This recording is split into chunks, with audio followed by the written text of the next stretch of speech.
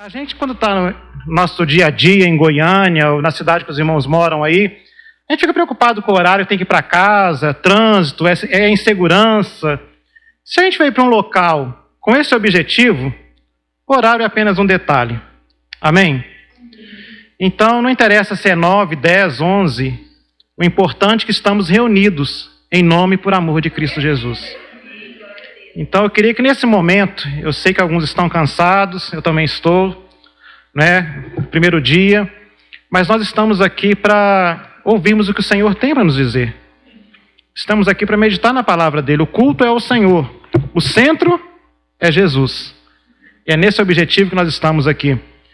Eu queria que os irmãos olhassem um pouco para essa foto. Está meio assim bagunçado, mas tem vários cenários aí que refletem um pouco da nossa realidade como Brasil, especialmente, vamos falar da nossa casa Goiânia. Quem é de fora aí, que nos perdoe, mas eu creio que é uma realidade geral, mas especificamente Goiânia.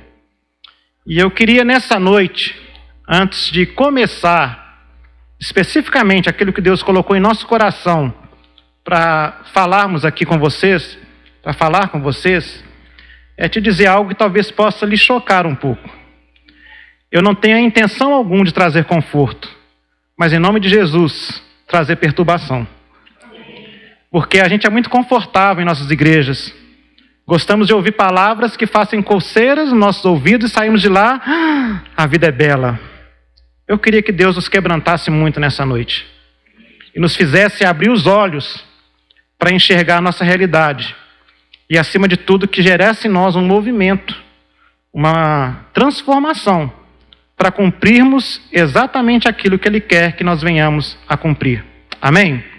Queria convidar você a abrir comigo o texto lá de Colossenses, capítulo 2. Colossenses 2, versículos 6 e 7. Acho que eu vou tirar aqui porque senão você está falhando, né? Se eu conseguir tirar, né? Depois de fazer um curso. Sim, consegui. Consegui. O que for melhor o som? Acho que o som está melhor, isso que está ótimo. Ok. Colossenses 2, 6 e 7. Na igreja estamos estudando Colossenses, segunda-feira, né? Com o pastor Labieno. E Colossenses é um texto que me acompanha há muitos anos na minha vida. E é um texto que Deus tem, a cada dia que eu leio e releio, Deus tem incomodado meu coração. E eu espero que nessa noite essa incomodação possa ser compartilhada. Que seu coração ficasse também incomodado. Mas acima de tudo quebrantado aquilo que Deus quer nos dizer aqui. Colossenses 2, versículo 6, diz assim, a minha versão é a Nova Almeida atualizada, é um pouquinho diferente da atualizada antiga, mas o entendimento é o mesmo, diz assim: portanto, assim como vocês receberam Cristo Jesus, o Senhor, continue a viver nele, estando enraizados e edificados nele, e confirmados na fé, como foi ensinado a vocês, crescendo em ações de graça. Amém? Esse é um texto que mexe muito ao meu coração. Mas para mim falar especificamente desse texto, eu gostaria que os irmãos mais uma vez olhassem para esta realidade, que reflete um pouco daquilo que acontece no Brasil. E eu trago aqui um pouco do contexto de Goiânia, que é chamada de uma das capitais mais evangélicas, ou talvez a mais evangélica, ou terrivelmente evangélica do Brasil, né, com milhares e milhares de igrejas. Né, eu que morei muitos anos no interior, quando eu voltei para cá, eu assustei com tanto de igreja, e já compartilhei isso com os irmãos no Remide. Quantas igrejas, nomes diferentes, quantos tipos de denominações, de expressões de movimentos de fé, igrejas com formatos totalmente diferentes. Até hoje, quando eu cheguei aqui, né, nessa capela, eu falei assim, gente, como eu estava com saudade de ver um local simples e aconchegante para se adorar a Deus. Porque isso é raridade em Goiânia hoje. Pode ver nessas figuras aí, temos aí salões, auditórios lotados. A grande competição hoje é quem faz o maior templo, né, com talvez aí 10, 15 mil pessoas, congressos que lotem as pessoas. Eu lembro uma vez uma reunião que era se discutido não o pregador bíblico, mas aquele que atraísse mais público porque tem uma postura, uma voz na internet que arrebanha multidões. Não pela palavra de Deus, mas porque é aquilo que ele é. Então isso é muito comum. E nessa noite eu queria começar nossa mensagem, essa palavra que Deus tem colocado em meu coração, justamente para levar você comigo a questionar esse desconcertante, não sei se existe essa palavra mesmo em português, né? Desconcertante, né? Cenário brasileiro do que significa ser igreja evangélica nesse país. As pessoas, e quando falamos então de questões como missões, culto, Cristo, parece algo tão assim batido que não tem graça. Porque no conceito do mundo hoje, no conceito moderno, e na igreja moderna evangélica brasileira, eu acho que nem se fala mais em missões, né? Pouco se fala. Agora se fala em dinheiro, em prosperidade, em vitória, em conquista. Eu assustei muito essa semana, porque quando você ouve falar que alguém falou, você ainda tem o espírito de dúvida, talvez seja mentira. Mas quando você vê claramente a pessoa falando, eu vi a seguinte declaração de uma pessoa aí que dizem os especialistas está bombando nas mídias. Você pensa que Deus está no controle? Deus não está no controle. Deus não está no controle. Se estivesse no controle, sua vida não estaria falando um palavrão. Deus não está no controle. E as pessoas fizeram o quê? A multidão cristã bateram palmas e foram as lágrimas. Porque Deus não está no controle. Essa é a mensagem evangélica que nós temos hoje no Brasil. Quando você olha as mídias sociais, né, os podcasts, né, da vida, existem especialistas para todos os assuntos. De guerra termonuclear, a questão de sexualidade, a tudo. E quando se fala de Bíblia, então, são pessoas que têm assim um conhecimento que eu fico, meu Deus, nenhum pós-doutorado tem tanto conhecimento como essa pessoa que expressa com tanta segurança conceitos tão mentirosos. Infelizmente, uma teoria nazista, onde diz que uma mentira contada 1000 vezes se torna uma verdade, o Brasil gosta muito disso. Na internet o que manda é isso. Aparece um bobo dizendo que o azul agora é vermelho, ou o azul agora é branco, e todo mundo vai dizer é branco, é vermelho, não sei o quê. As pessoas acreditam. 30 segundos de TikTok fala mais do que 1 hora de qualquer pregação, de qualquer pregador no mundo. Aqueles vídeos de TikTok, 30 segundos, né? E as pessoas babam por isso. Vivemos num momento onde ser evangélico é mais um modismo, não uma consciência. Me assusta o fato de que o último censo mostrou que somos, né, entre aspas, milhões de evangélicos no Brasil. Mas pouco se conhece do evangelho. Se fala tanto de Deus, mas pouco se conhece do Deus das Escrituras. Na verdade, se falam de Jesus, mas não o Jesus bíblico. Olha, nem aquele Jesus pálido, daqueles quadros antigos, né, que apareciam Jesus de olhos azuis, pálido, amarelo, com hepatite, aquela coisa, nem esse Jesus mais. É um superstar, né? Que aparece por aí. Um Jesus que resolve tudo, inclusive te faz rico e próspero. Pega a bênção, meu irmão. Ou como diz uns abobados por aí. Gente, não precisa assim, ter muito pudor nas palavras não, né? Posso soltar o verbo, né? Ninguém vai escandalizar aqui não, né? Se escandalizar também, vai para casa. Amém. Porque vamos falar a verdade. Como diz um bobo aí, pega o drive. Não é? Não, para com isso. Pintam um Jesus esquizofrênico. E ser cristão hoje parece que foi o símbolo de um partido político, de uma ideologia política. Começaram a reduzir Deus. Deus tem que caber no meu conceito ideológico político. Se não caber, esse Deus não presta. E quem não acredita no Deus como eu acredito, você vai queimar no quinto dos infernos. Essa é a realidade do mundo evangélico brasileiro hoje. Igrejas lotadas de gente vazia. Um país com milhões de evangélicos. Goiânia é uma cidade extremamente evangélica, rica, próspera. Aquele é um dos prédios mais chiques de Goiânia. Mas quando você para em qualquer sinaleiro de Goiânia, você vai ver isso aqui. Mas igrejas evangélicas estão preocupadas em: irmão, vem aqui que você vai se tornar próspero. Dê oferta, dê dízimo, pague, porque Deus é obrigado a lhe abençoar. Afinal de contas, você é o quê? Filho do rei. Esse é o evangelho que nós estamos convivendo aqui em Goiânia. E é ridículo a ideia de missionário passar necessidade, porque o filho do rei não pode passar necessidade. Então você está em pecado, é pecado oculto. Irmãos, essa é a realidade. E o que mais me assusta ainda, que vivemos numa cidade tão rica, e eu fiz um estudo há um tempo atrás, e foi constatado, por exemplo, que Goiânia é uma das cidades, ou talvez a segunda cidade mais desigual da América Latina. Você vai num setor como Marista, encontra apartamentos de 4, 5, 6, 10 milhões de reais, e você vê uma mãe com um filho desnutrido no sinaleiro pedindo esmola. Mas os crentes estão preocupados em no domingo levantar a mão e dizer: Deus vai me prosperar. Esse é o evangelho de Goiânia. Por isso, nessa noite, eu queria chamar a sua atenção para que você, de certa forma, ficasse chocado com a realidade. Porque parece que nós acostumamos com o fato de que Deus, ou o Deus que se prega aí, é um Deus conivente com essa realidade. É um Deus que não se importa.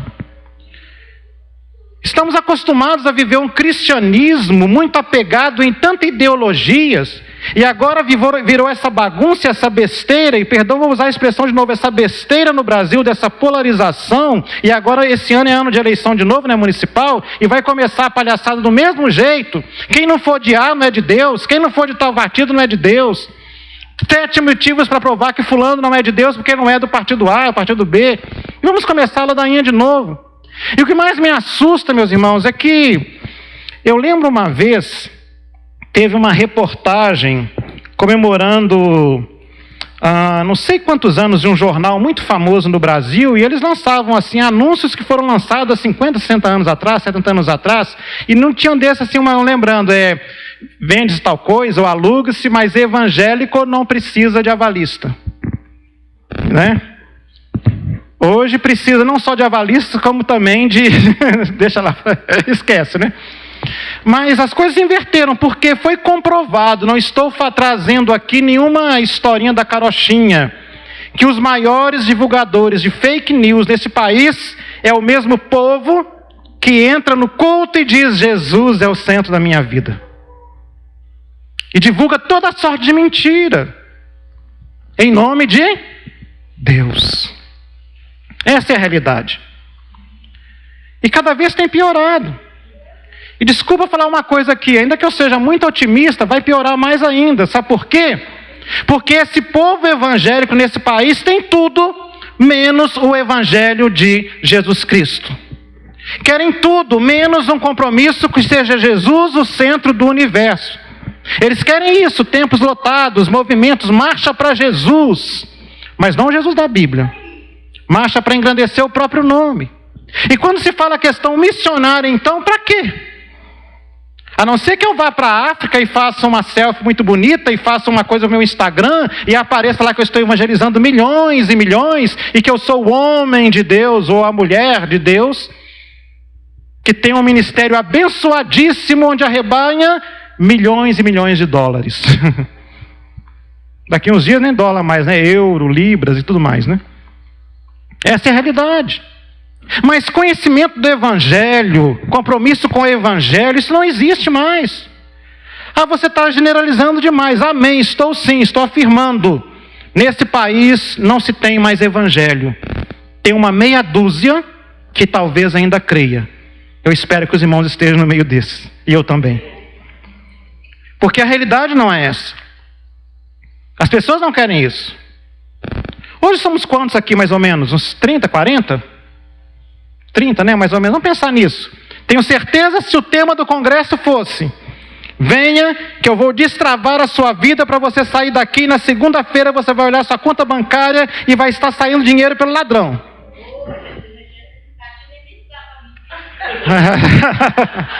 Mas esta é a promessa. Me assusta, irmãos. Eu voltei recentemente para tocar no violão, né? Tocar guitarra aqui na igreja, né? Os ritmos dos cantos mudou tudo. A gente tentando se readaptar, mas assim... Sabe, irmãos, graças a Deus, na igreja que nós estamos, Eu posso afirmar isso sem medo. É uma igreja que canta a palavra. Porque uma das coisas que eu não faço mais na minha vida é escutar música gospel. Porque me causa náuseas. E não uma santa perturbação, mas uma santa opressão. Será que existe santa opressão, né? De tanta mentira e porcaria que a gente ouve por aí. Porque o centro virou justamente o ser humano. Aí eu pergunto nesse contexto todo aí, de desigualdade, de mentira, de ódio, porque às vezes eu fico pensando que Deus foi muito maravilhoso em nos criar assim, mas para alguns irmãos eles tinham que criar um porco-espinho, literalmente, né, de tanta espetada que dá. É tão difícil mexer com crente, né? Parece talvez cuidar de uma granja dá menos trabalho. Mas crente é complicado, né? Crente é complicado. Como é complicado? E a pergunta que eu queria fazer nesta noite, então, para entrarmos nesse texto: como é que é ser crente, então, ser cristão, discípulo de Jesus? Porque falar a palavra crente hoje ficou esquisito, falar ainda, né, evangélico, meu Deus do céu, não sei se estou falando um palavrão, uma palavra feia, porque o que a gente vê não é essa realidade aí, né? Como é que é ser discípulo de Jesus Cristo num país falsamente cristão, numa proposta diante do mundo que promete nesse mundo religioso tanta coisa menos o evangelho? Como é que manteremos a sobriedade diante de um mundo embriagado, de um país embriagado, de uma falsa religiosidade que mais afasta as pessoas de Deus do que aproxima? Num mundo onde as pessoas julgam, e julgam mesmo. Ainda bem é que Deus que sabe quem é que vai para o inferno ou não. Mas no Brasil é diferente, quem sabe é o povo. Não é? As pessoas sabem mesmo e afirmam categoricamente: você, eu vou, você não. Como é que é ser cristão nessa perspectiva? Quando eu olho para esse texto de Colossenses, quando o apóstolo Paulo escreveu esta carta, ele estava preso em Roma quando um pastor chamado Epáfras viajou milhares de quilômetros e foi até Roma e contou para Paulo que lá na cidade de Colossos, uma cidade na Ásia Menor, hoje aquela região da Turquia por ali, existia uma comunidade que estava crescendo. O apóstolo Paulo não esteve lá antes dessa carta, mas eles ouviram o evangelho, e esse homem chamado Epáfras tinha um grupo ali que se reunia, e a igreja estava crescendo, mas a cidade era uma cidade que já tinha sido importante, mas depois caiu numa ruína. Mas começaram a surgir certas ideias naquela cidade que diziam assim, que Jesus não é tão Jesus assim, né? Que tem que ter outra coisa a mais, que não é só Jesus que salva. Na verdade, Jesus não deu conta do recado. Jesus não é o que controla todas as coisas. Parece que está falando para nós, né? E de fato está. Que para você que realmente alcançar a Deus, você tem que se desprender deste mundo material e ter um esoterismo, uma coisa, ser muito espiritual, elevado, está em outro nível. E isso começou a entrar dentro da igreja, levando alguns irmãos a achar que tinham que adorar anjos, ou tinham que fazer aquelas práticas, aqueles rituais judaicos que foram abolidos, a dar importância ao sábado, lua nova, lua cheia, não sei o que mais, conhecimentos e mais conhecimentos, que só esses conhecimentos que nos levariam até Deus, traria Deus até nós. E isso estava afetando a igreja. Foi quando o apóstolo Paulo, inspirado por Deus, escreve esta carta. E escreve para nós também, porque parece que estamos vivendo a mesma coisa hoje em dia. Diante de um falso evangelho que tem sido anunciado, como é que eu posso viver e afirmando de fato que o único Senhor do universo é o Senhor Jesus Cristo, o Deus homem, que se encarnou e habitou entre nós? Como é que eu posso ser cristão nesse contexto e realmente fazer diferença? Porque, meus irmãos, permita-me falar de forma bem franca, honesta e sem nenhum pudor. Parece que o mundo hoje quer evangelizar a igreja. Parece que o mundo sabe mais de Jesus do que a igreja evangélica brasileira. Porque o Jesus que a igreja tem mostrado por aí não é o Jesus das Escrituras. Sabe aquela expressão que Jesus disse, que as pedras clamariam? Parece que o nosso Brasil hoje tem pedra clamando, enquanto a igreja brinca de ser igreja. E esse texto, então, o apóstolo Paulo nos leva a refletir há duas questões básicas que eu queria trabalhar com os irmãos aqui nesta noite. A minha intenção é que você fosse para o seu quarto hoje bem perturbado na alma mesmo, incomodado. Para não ficar acomodado com essa realidade. Não dá para engolir ficarmos aqui reunidos 3, 4 dias e sairmos daqui sem nem dizer, está tudo bem, que maravilhoso. A vida é bela, Gabriela. Não, é hora de nós termos uma mudança, um mover diferente. Isso vai exigir de nós um reposicionamento. Não estou dizendo que você não é cristão, tá certo? Mas também não estou dizendo que é. Que não é que ninguém é. Brincadeira. Não estou dizendo, meus irmãos, que eu vim aqui para julgar os irmãos e nem julgar a igreja. Estou dizendo que se nós estamos neste mundo, nós temos que aprender a fazer uma leitura da realidade com os olhos de Jesus e não com os nossos achismos. Nem com os conselhos dos digitais influencers da vida, que vomitam toda sorte de podridão. E muitas vezes nós nos calamos e deixamos a coisa acontecer. Eu não quero nadar junto à correnteza, mas sim contra ela. Porque essa é a proposta do Evangelho de Jesus Cristo. Se Jesus viesse a esse mundo para concordar com todos e para arrecadar ou arrebanhar muita gente para fazer sucesso, tenho certeza que não era cruz, mas era uma boa live com trilhões de pessoas assistindo. Mas ele veio e enfrentou a cruz do Calvário para que eu e você tivéssemos uma postura diferente e aprendêssemos a olhar para o mundo de uma outra perspectiva. E esse texto me mostra algumas coisas básicas que eu queria compartilhar com os irmãos aqui rapidamente, sem me alongar, mas que nos chamasse a um reposicionamento. Não sei se a palavra seria reposicionar ou resgatar, mas eu não perdi nada. Não sei, meu irmão, o que você perdeu ou achou, mas estou dizendo, quando eu olho para a igreja brasileira, eu não consigo fazer outra leitura, a não ser essa que eu falei aqui. E se você não concorda, você tem todo o direito de não concordar. Mas em momento algum, a realidade vai deixar de ser o que é, porque você discorda dela. Para falar a verdade, nós estamos tendo uma geração aí que tudo tem que ser de forma que concordam. Porque discordar é errado. Discordar é pecado. Você tem que concordar com tudo. Eu não quero concordar com essa realidade. Por que isso, meus irmãos? Esse texto me mostra algumas coisas bem práticas e bem simples, mas que, permito usar a expressão, nós temos esquecido no nosso dia a dia. A primeira delas, que eu queria que nós resgatássemos aqui nesses dias e refletíssemos com muita seriedade, é com respeito ao nosso reconhecimento, à nossa relação com Jesus Cristo. Ah, eu sou cristão. Eu sou crente. Os capetas falam isso de forma bem mais coerente que você. E às vezes conhece até mais do que você a Bíblia. Falar é fácil. João diz, não amemos de palavra, mas de fato, de verdade. Falar que amo Deus, que sou de Jesus, aleluia, glória a Deus. Ah, meu irmão, isso aí virou um jargão que todo mundo fala no Brasil. Quem não parou no trânsito, o cara dá uma fechada e fala, ô irmão, irmão, uma ova, mas tudo bem. Não é isso aí, não é? Agora vamos analisar um fato.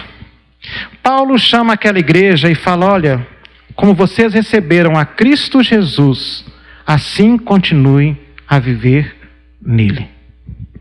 Algumas verdades bem básicas estão nessas primeiras palavras do apóstolo Paulo, nesse versículo 6.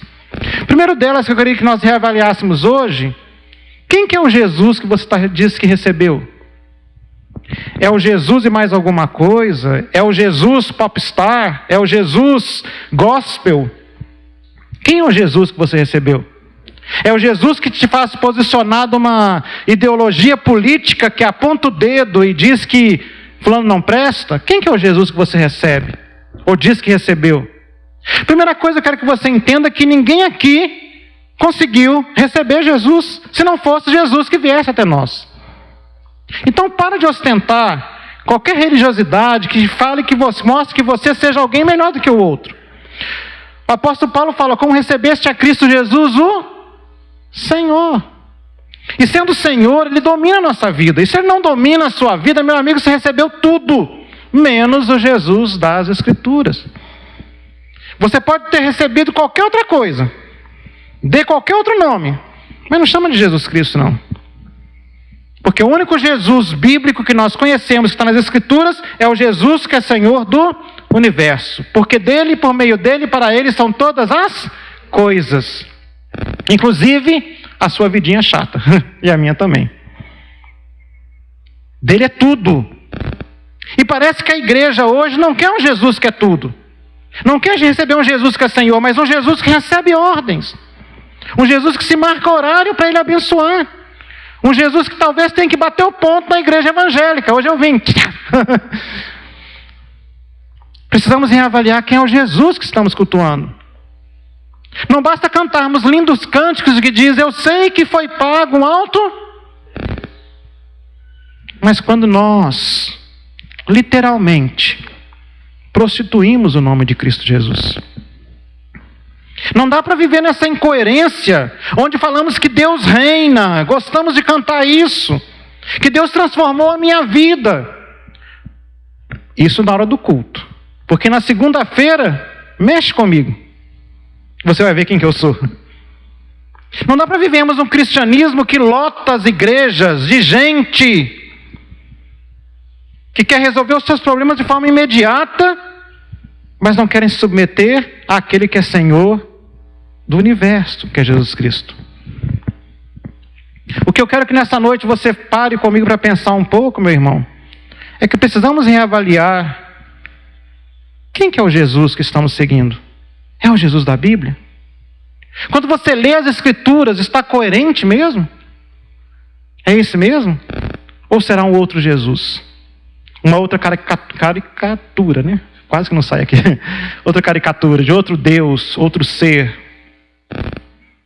Nessa noite o apóstolo Paulo disse para nós: olha, portanto, assim como vocês receberam. Quando usa a expressão receberam, está mostrando que foi uma dádiva de Deus, foi algo que veio do alto para nós, sim, que eles foram ensinados sobre esse Cristo Jesus, o Messias, o Salvador, o Senhor de todo o universo. Ele nos libertou do império das trevas e nos transportou para o reino desse Jesus, diz no capítulo 1, versículo 13. Esse Jesus que reconciliou com ele todas as coisas, nos céus e na terra. Esse Jesus que morreu e ressuscitou. Mas parece que a gente cultua um Jesus morto, enterrado lá no sepulcro até hoje. Porque as nossas ações não condizem com o que Cristo é e o Cristo fez. E o apóstolo Paulo fala: olha, como vocês receberam esse Cristo Jesus, o Senhor, continuem a viver nele. Meus irmãos, pare para pensar um pouco comigo. O que mais a igreja evangélica nesse momento precisa? O que você acha que mais a igreja precisa hoje? O que mais a igreja precisa? Eleger um governante? Deus nos livre e guarde. Conquistarmos o mundo para Deus? Deus nos livre e guarde. Sabe por quê? Porque enquanto a igreja não receber de fato Jesus como Senhor, ela jamais vai poder ser igreja de Jesus neste mundo. Isso é forte? Não gostei? Meu irmão, então jogue a Bíblia fora, porque é isso que a Bíblia diz. O apóstolo Paulo fala: ora, como recebeste a Cristo Jesus, o Senhor. E Senhor, aqui eles sabiam bem naquela época o que significava. Um escravo, um servo, não tinha a opção de aceitar ou não as ordens do seu Senhor. Era isso ou morte. Mas o cristão é Jesus. E reconhecer que Jesus Cristo é o Senhor e Senhor da nossa vida. E de uma coisa muito importante que nós esquecemos ultimamente, da nossa língua também. E vou dizer uma coisa, esse Jesus não cabe em direita, esquerda, centro. Porque ele reina sobre o universo todo. Eu não posso confinar esse Jesus a nada. Nem as minhas crenças eu posso confinar. Nem a minha teologia. Ele não cabe lá dentro. É muito maior. Enquanto eu for um cristão, uma igreja, que tente confinar esse Jesus dentro dos meus conceitos, eu estou falando de outro Jesus. E não do Jesus de Nazaré, não do Senhor do Universo, que por meio da sua palavra, por meio dele, tudo que não era veio a ser. Ele é autor e consumador da nossa fé. Amém? Cara, quando você for para o seu quarto hoje, você pergunta para você mesmo, quem é esse Jesus que eu estou crendo? E questione Jesus, é o Senhor mesmo? Segundo lugar, o apóstolo Paulo fala, continue a viver nele. Porque parece que nós estamos vivendo sem ele, distantes. E não vivendo Jesus Cristo. Meu Deus, me dói tanto a expressão evangélico, mas sem evangelho. Evangelicalidade, gospel, que vem do inglês, né? Que parece mais um cuspe, e não o evangelho de Jesus. Precisamos retornar ao evangelho e viver Jesus Cristo. Viver o reino de Deus, o reino de Cristo. E não vivermos nossos achismos, as nossas comodidades, o nosso conforto. Não queremos mais ouvir o que agrada. Meu irmão, quem você está vivendo? O apóstolo Paulo fala, continue a viver nele. Na outra versão, a versão antiga atualizada, fala, andai nele, porque na Bíblia a palavra andar em vários aspectos tem esse conceito de vivência, de encarnação, de imitação. Eu gosto muito da história de Enoque, e Enoque já não era porque Deus tomou para si. Essa é a história de Enoque. Enoque andava com quem que você anda, meu irmão? Uma coisa eu tenho certeza, e desculpe se eu vou ofender aqui, tenho certeza absoluta, a igreja evangélica no meu país anda com tudo menos com Jesus. Porque se andasse, eu não ia topar com tanta gente sofrendo nesses sinaleiros da vida. E muito menos com gente pregando tanta besteira assim nas internets da vida. Se somos milhões, era para ser diferente. Amém? Misericórdia, né, gente? Misericórdia. Amém. Como é que eu posso viver esse Jesus? O apóstolo Paulo usa 3 exemplos aqui, bem simples e rápido, que eu vou concluir falando isso com os irmãos. Porque a minha intenção hoje aqui é te incomodar. É realmente perturbar, tá, irmãos? Em nome de Jesus. Paulo fala, assim como vocês receberam esse Cristo Jesus, o Senhor, continue a viver nele. De que forma? Nele, versículo 6, versículo 7 agora. Estando enraizados e edificados nele e confirmados na fé. Primeiramente, ele usa a expressão enraizados, que lembra raiz. E raiz envolve fundamento realmente também. Envolve você estar ligado a algo que gera crescimento. Agora, lembra daquela expressão bíblica, pelos frutos o conhecereis? Não é isso? Não tem isso na Bíblia? Ou não tem na Bíblia? Tem na Bíblia? Amém, graças a Deus, achei que eu estava errando. Mas tem na Bíblia isso, né? Pelos frutos. Por acaso um pé de manga dá abacaxi? Um pé de mandioca dá couve? É impossível isso, né? Errado, no Brasil é possível. Porque temos uma árvore frondosa, gigantesca, chamada evangélica, que não produz o fruto do Espírito. 2 coisas. Ou a Bíblia está mentindo, ou a igreja está mentindo. Não tem outra opção. Agora eu fico com essa, a Bíblia tem a verdade. Então, tire a sua conclusão aí.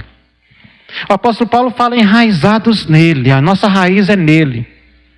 Lembra quando Jesus diz, eu sou a videira verdadeira e meu pai? Todo ramo que é grudado nele, o que acontece? Dá fruto. E aquele que não é? E o apóstolo Paulo fala: olha, como vocês receberam a Jesus, vivem nele, enraizados nele. E a pergunta que eu quero que você fique remoendo no seu coração, no seu íntimo é: o que é a minha raiz? É Jesus? Cadê os frutos? Cadê o fruto do Espírito? A paciência, a tolerância, o amor, o domínio próprio.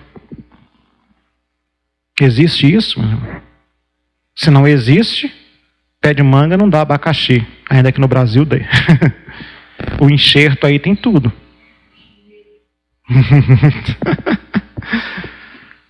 Segundo lugar, o apóstolo Paulo fala: edificados nele. Me faz lembrar aquele texto de Jesus no final do Sermão da Montanha. Todo aquele que ouve minhas palavras e as pratica é comparado ao homem sobre o quê? E vem a tempestade e a casa, mas todo aquele que ouve e não pratica, que edificou sua casa sobre... Em nosso país tem milhões de mansões evangélicas construídas sobre areia. A qualquer momento, se já não caiu, vai cair. Edificados no fundamento dos apóstolos e profetas. Quando eu falo apóstolos e profetas, por favor, não vem com os apóstolos do século 21, 20, não, tá? Estou falando dos apóstolos e profetas da Bíblia. Não é com a profetada por aí, não. O Senhor disse, servo, vai e vende tudo que tem e dá para o pastor da igreja. Não, isso não. Isso é a voz de Satanás mesmo. Tá certo? A voz de Deus nos diz isso. Nunca falou isso. Na verdade, eu nunca vi, já tentei, já virei a Bíblia de cabeça para cima, para baixo, já exprimi ao máximo, nunca vi conexão nenhuma de Deus com dinheiro, assim, essa questão toda com dinheiro. Nós brasileiros que inventamos isso, copiamos de uma nação aí que estava vomitando isso, e o Brasil recebeu isso como bênção de Deus, essa prosperidade mentirosa, doutrina de demônio. E as pessoas acham que é de Deus. Não. Nós somos edificados na doutrina dos apóstolos e profetas, nas escrituras sagradas, e temos que ser edificados nisso, edificados nesse construir minha vida nessa palavra, mas numa vida de prática. Lembra que o Tiago, foi Tiago que escreveu e disse para nós não olharmos, não seja aquelas pessoas que apenas ouvem e não praticam, que parece que você olha no espelho e logo esquece. Vivemos tempo em que as pessoas que se dizem evangélicas há muito tempo esqueceram da imagem que deviam ter em Cristo Jesus. Temos que voltar a ser edificados na palavra do Senhor. Eu fiz aquela pergunta aquela hora: o que mais a igreja precisa, meu irmão? É de Jesus, a palavra de Jesus. Não são de grandes templos, não são de campanhas, não são de movimentações, não é de eleger candidato evangélico. A igreja precisa de Jesus e ser edificada nele. É isso que a igreja precisa. E em último lugar, o apóstolo Paulo fala: e confirmados na fé, como foi ensinado a vocês, crescendo em ação de graça. Tecnologia é bom, já apagou meu tablet aqui, mas tudo bem. Olha só. E confirmados na fé. O que é fé? É pensamento positivo? É os 21 dias da campanha de Daniel? É subir o monte para orar? É decretar que tudo vai acontecer?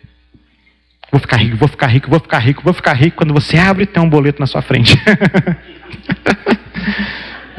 Não é? O que é fé, meu irmão? A fé vem uma dádiva de Deus que vem em Cristo Jesus. O apóstolo Paulo fala: e sois salvos pela? Isso não vem? É dom de quem? Não de? Então não adianta campanha, cabo de aço de oração, nem corrente, mas não, agora é cabo de aço, né?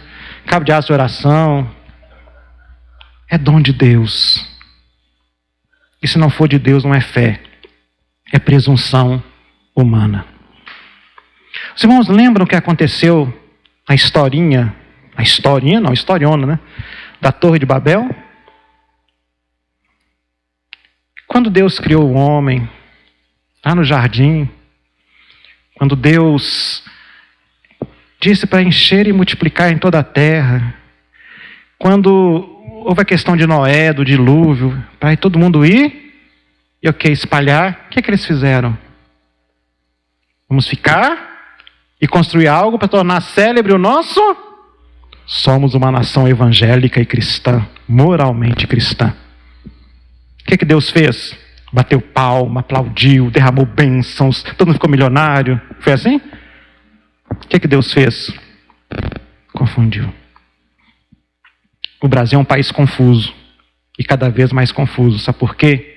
Porque o povo que se atreve a falar que é povo de Deus vive construindo torres de Babel para engrandecer o próprio nome e não o nome de Jesus Cristo. A nossa fé e objeto de fé e significado de fé é só uma: Jesus Cristo. E é dom de Deus e não de presunção humana alguma. E tudo isso só é possível, diz o versículo 7, de acordo com aquilo que fomos ensinados. Ensinados na palavra, que foi isso que foi ensinado em Colossenses. E Paulo está chamando aquela igreja para retornar para esse ensinamento e não para outro. E o resultado é crescendo em ações de graça. É isso que Deus quer de nós aqui. Concluindo, meu irmão e minha irmã, eu peço a Deus que nesses dias que passemos aqui, vamos passar aqui, estamos passando, né? Que seja resgatado em nós uma posição firme no Evangelho, coerente com o Evangelho, sintonizada com o Evangelho, comprometida com o Evangelho, de tal forma que a nossa vida seja um expressar do senhorio de Cristo como Senhor do Universo. Que a nossa raiz e os nossos frutos sejam coerentes com o Evangelho de Jesus. Que nosso edificar de vida, o que construímos, seja para a honra e glória de Jesus. Que a nossa fé seja de fato uma fé evangélica, fé no Evangelho, como diz lá em Filipenses, o próprio apóstolo Paulo. Que venhamos a crescer, não só em números, mas crescer em vida que expresse ao mundo que Jesus é o Senhor do universo. Amém? Jesus é o centro de tudo. Jesus é o centro da igreja. Jesus é o centro da minha. Então, meu irmão, saia daqui como instrumento de transformação neste mundo. Não saia daqui com uma posição política definida, que isso não é importante. Apesar que todos nós temos que ter posição política. Mas jamais saia daqui sem ter a máxima, plena certeza de que Jesus é o Senhor da sua vida, para a honra e glória do nosso Deus. Amém? Que Deus perturbe bem o seu coração. Que venhamos sair daqui realmente com movimento, com mover, para sermos de fato igreja e não teatro, gospel, né? Sermos de fato povo de Deus, de propriedade exclusiva de Deus, a fim de proclamarmos as virtudes daquele que nos chamou das trevas, porque Jesus é o Senhor, é o Cristo. Vamos orar? Ó Deus, que nesses dias aqui o Senhor fale grandemente ao nosso coração. Transforma, Deus, dá-nos convicção, dá-nos um coração humilde, quebranta o nosso coração, tira de nós o orgulho de acharmos que somos mais, somos alguma coisa.